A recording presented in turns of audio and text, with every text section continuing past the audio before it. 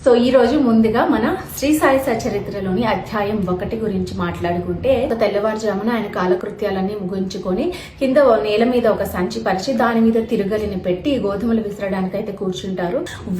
ఊరంతా కూడా కదలుస్తుంది ఆ దృశ్యాన్ని చూడడానికి.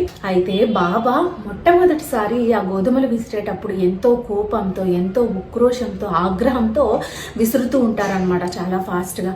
దాన్ని చూసి అందరూ భయపడతారు. అంటే బాబా అక్కడ గోధుమలని విసిరేది గోధుమలను కాదు విసిరేది, ఆ గోధుమల రూపంలో మనలో ఉన్నటువంటి అలవాట్లను, కోపాన్ని, వైరాన్ని, క్రోధాన్ని, కామాలను, కోరికలను, వీటన్నిటిని కూడా అలాగ మనము సమూలంగా నాశనం చేయాలి, సమూలంగా పోగొట్టుకోవాలి అన్న ఒక ఉద్దేశంతో ఆయన తిరగలని అంత కోపంతో విసురుతూ ఉంటారని బాబా తన స్వహస్తాలతో గోధుమలను విసిరి ఆ పిండిని ఊరి పొలిమేరల్లో చల్లించి ఆ కలరా వ్యాధిని శాశ్వతంగా అక్కడి నుంచి మాయం చేయడం కోసమే ఇదంతా జరిగిన బాబా చేసిన లీల అన్నమాట.